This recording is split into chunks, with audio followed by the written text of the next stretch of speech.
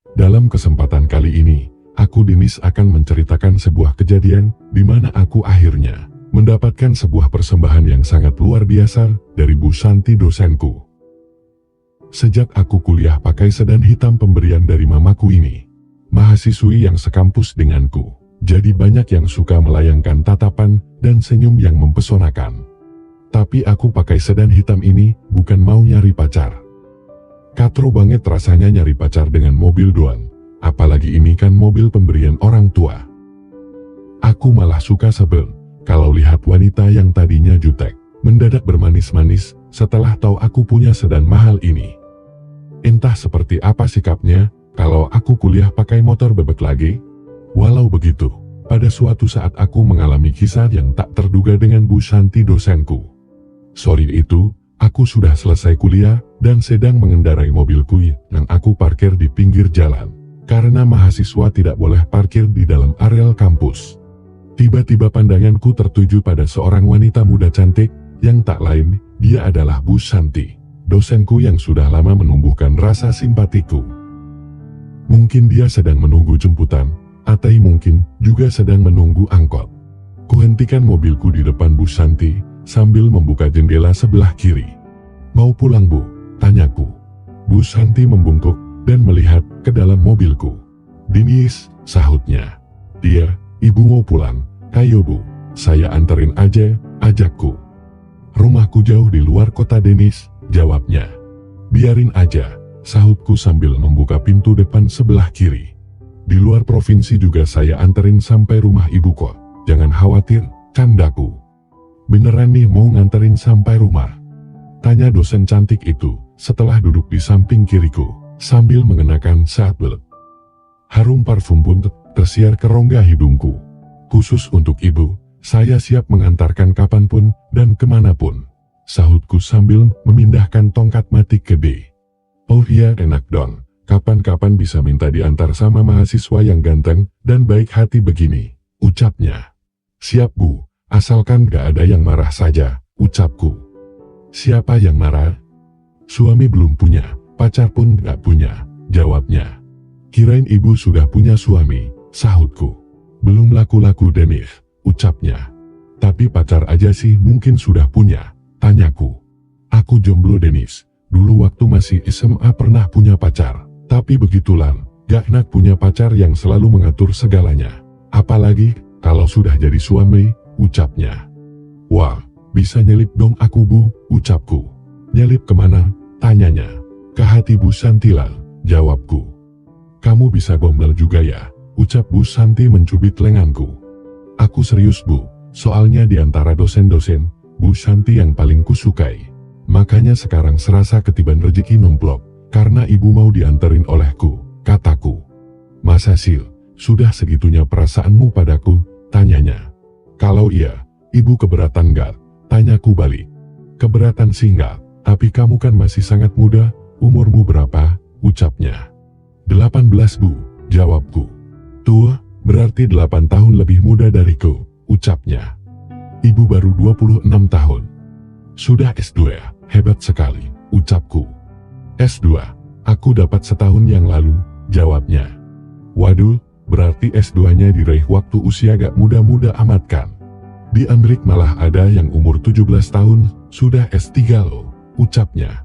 "Wah itu sih jenius banget Bu, tapi program percepatan pendidikan hanya ada di Amerika aja kan?" tanyaku. "Iya, di negara lain belum ada," jawabnya.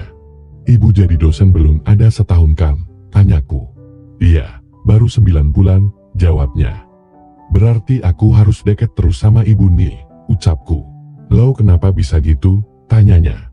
"Supaya lulus S1 secepatnya, tapi ada yang lebih penting lagi Bu," ucapku. "Apaan tuh?" tanyanya. "Untuk mewujudkan hayalanku selama ini," ucapku. "Hayalan apa? Nanti aku jadi serius loh Denis," ucapnya. "Aku juga serius Bu, serius mikirin Ibu sejak lama," ucapku. "Masa sih, kamu terlalu muda bagiku Denis," ucapnya. "Aku ini termasuk pengagum wanita yang lebih tua dariku Bu, lagian Ibu kan masih muda, baru 26 tahun, 30 juga belum," ucapku. Bu Santi memegang tangan kiriku yang nganggur, karena mobilku metik. Terasa damai rasanya jiwaku ketika itu.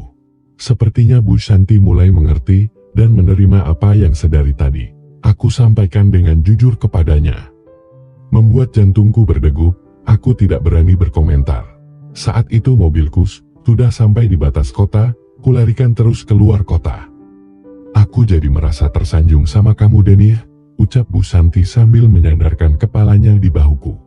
Tapi tetap saja aku merasa malu, karena tersanjung oleh ucapan pria yang masih belasan tahun, ucapnya lagi. Ku sahut dengan perasaan pedih ucapannya itu. Mendingan juga yang sama belasan tahun, dibandingkan dengan 40 tahunan sih Bu, ucapku. Iya sih, tentu saja kamu lebih fresh daripada bapak-bapak sesama dosen sih.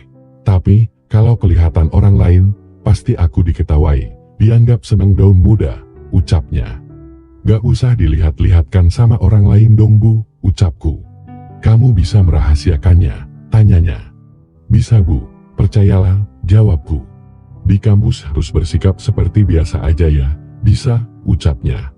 Bisa, di kampus aku tetap akan bersikap sebagai mahasiswa kepada dosennya, seperti mahasiswa yang lain, ucapku. Tiba-tiba Bu Santi memberikan satu kejutan di TV-ku, membuatku kaget bercampur senang. Mendadak Bu Santi berkata, itu ada apotek, berhenti dulu sebentar ya Denis, ibu mau beli vitamin, ucapnya. Iya Bu, sahutku sambil mengurangi kecepatan mobilku, lalu menghentikannya tepat di depan apotek itu. Tunggu sebentar ya ibu cuma beli vitamin, kata Bu Santi sambil membuka pintu mobilku di samping kirinya. Lalu kubiarkan ia turun dan melangkah ke dalam apotek itu. Tak sampai 10 menit Bu Santi sudah masuk lagi ke dalam mobilku. Cepat sekali Bu, udah dapat vitaminnya, tanyaku. Sudah, sahutnya sambil memasangkan kembali seat belt. Oh iya, tadi ada yang belum kutanyain sama Denis, ucapnya. Soal apa Bu, tanyaku. Denis belum punya pacar kan, tanyanya. Udah dapat sih Bu, jawabku. Orang mana? Tanya Bu Santi penasaran. Ini yang lagi duduk di sampingku, jawabku. Bu Santi ketawa cekikikan, tampak senang sekali kelihatannya. Tapi aku merasa berat Denis, ucapnya. Berat apanya, tanyaku. Berat menolakmu, satu-satu ya, tinggal satu lagi, ucapnya. Apalagi, tanyaku.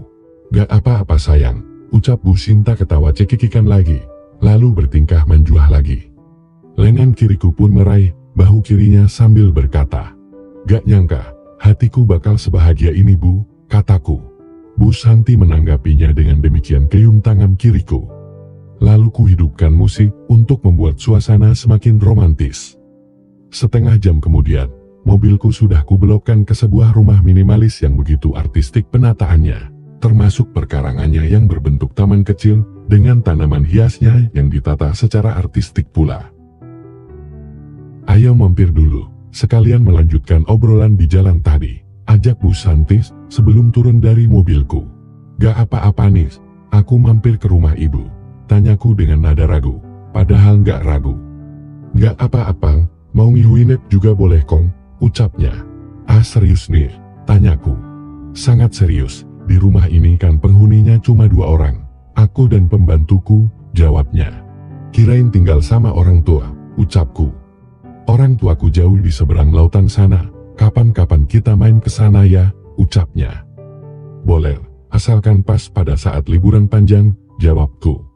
Lalu kami masuk ke dalam rumah yang tertata rapi luar dalamnya ini. Begitu berada di dalam rumahnya, Bu Santi menutupkan pintu depan, lalu mendekatiku dari belakang sambil berkata, aku mulai jatuh hati padamu Denis, ucapnya. Jatuh hati apa jatuh cinta? Tanyaku tanpa menoleh ke belakang. Ya sama aja dong, jatuh hati berarti jatuh cinta, ucapnya. Dalam keadaan masih sama-sama berdiri, aku berputar jadi demikian dengan Bu Santi. Dan tanpa keraguan lagi, ku berikan jawaban atas kata-kata cinta itu. Bu Santi pun membalasnya dengan bersemangat.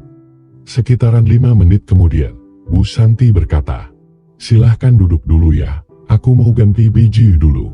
Iya Beb, sahutku. Apa, tanyanya.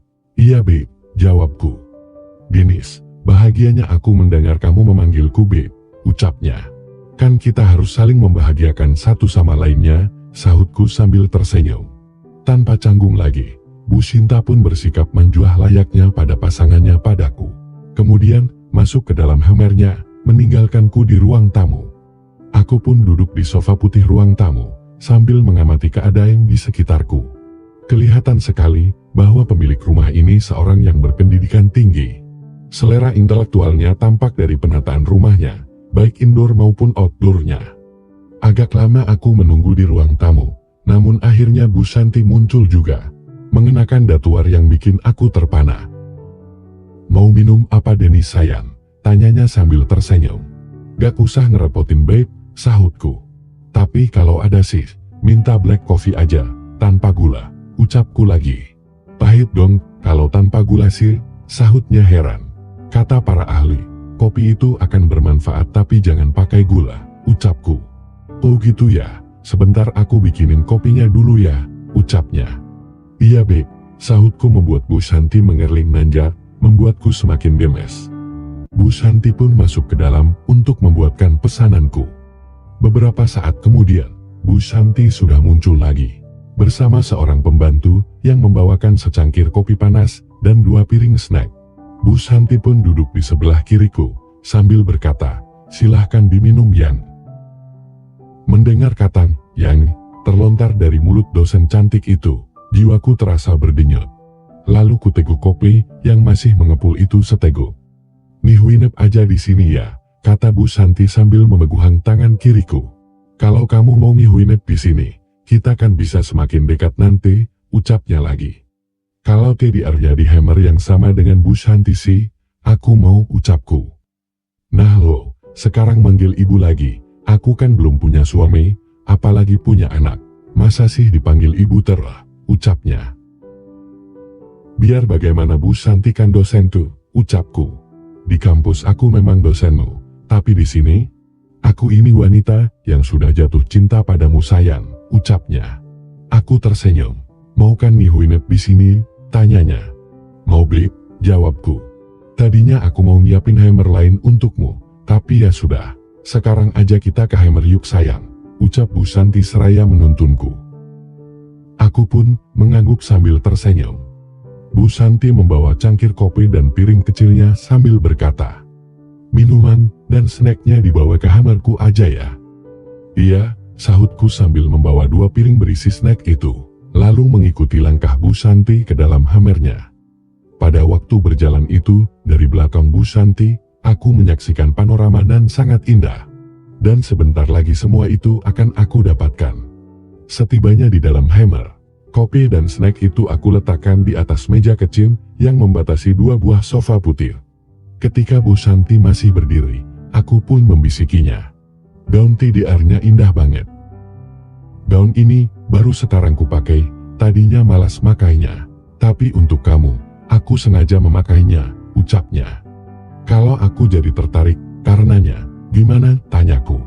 "Laksanakan saja sayang, aku memang akan menyerahkannya padamu malam ini, kalau kamu mau," jawabnya. "Hah, beneran nih?" tanyaku. "Beneran, aku memang sudah berjanji di dalam hati, akan menyerahkannya kepada lelaki yang kucintai dan mencintaiku," ucapnya.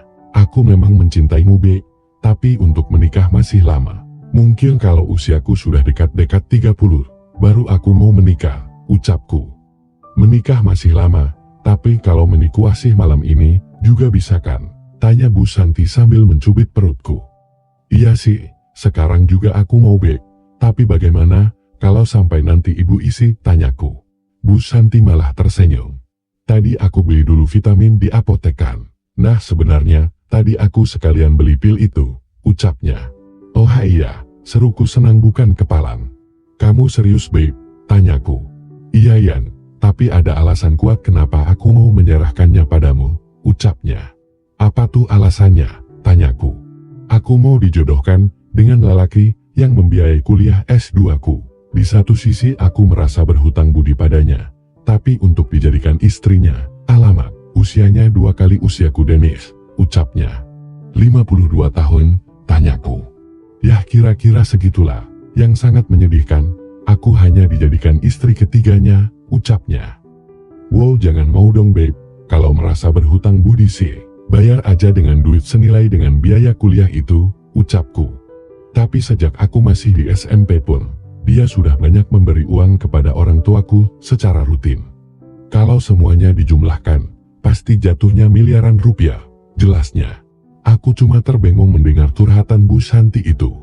Karena itu, aku berjanji di dalam hati, akan menyerahkannya kepada orang yang kucintai dan mencintaiku.